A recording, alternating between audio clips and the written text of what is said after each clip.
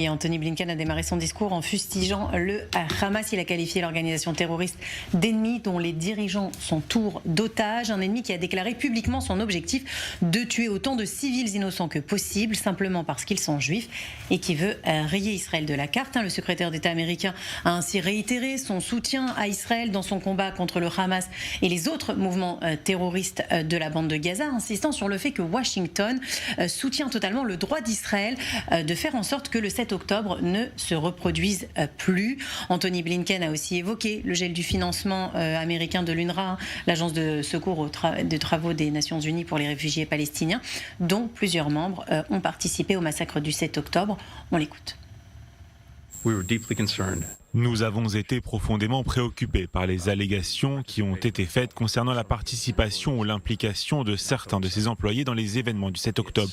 Et il est impératif que, comme l'a dit l'ONU, il y ait une enquête approfondie, qu'il y ait une prise de responsabilité claire et que des mesures claires soient mises en place pour garantir que cela ne puisse plus se reproduire, que le personnel qui y travaille ne soit en aucune façon impliqué dans le terrorisme ou des événements comme ceux du 7 octobre. Il a ajouté que le travail de l'UNRWA devait être préservé car de nombreuses vies en dépendent. Anthony Blinken a aussi abordé les négociations en cours avant le 7 octobre entre Israël et l'Arabie Saoudite et la situation actuelle entre les deux pays.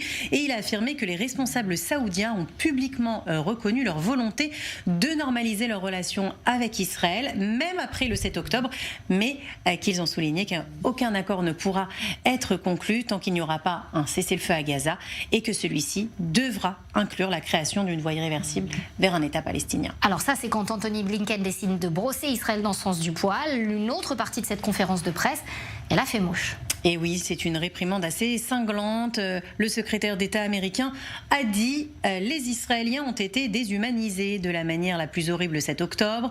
Depuis, les otages sont déshumanisés chaque jour, mais cela ne peut pas être une autorisation pour déshumaniser les autres. » Depuis le début de la réplique israélienne, la Maison-Blanche n'a pas caché son mécontentement en concernant les pertes civiles palestiniennes et la situation humanitaire à Gaza. Anthony Blinken a affirmé que la majorité des Gazaouis n'ont rien à voir avec les attaques du 7 octobre et qu'il ne fallait pas perdre cela Jacques Myriel, à côté de vous, qui fait l'amour. Oui, ils n'ont rien à faire. Mais... Peut-être pas la majorité. Oui. Il y en a qui ont agi, effectivement. Apparemment, ce n'est pas le point de vue des États-Unis. Et puis, des festivités.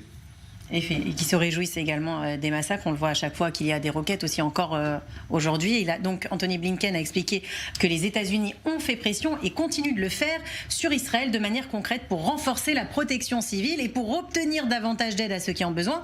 Mais en parallèle, il note aussi qu'Israël avait pris des mesures importantes en ce sens en démarrant rapidement le flux d'aide humanitaire, puis en le doublant lors de la trêve du mois de novembre. Et il a même fait remarquer qu'en conséquence, il n'y a jamais eu autant d'aide humanitaire à Gaza depuis le 7 octobre. Après, encore faut-il que cette aide soit réellement distribuée aux civils palestiniens et non réquisitionnée par la force, par les terroristes du Hamas. Mais là, ce n'est pas la faute d'Israël.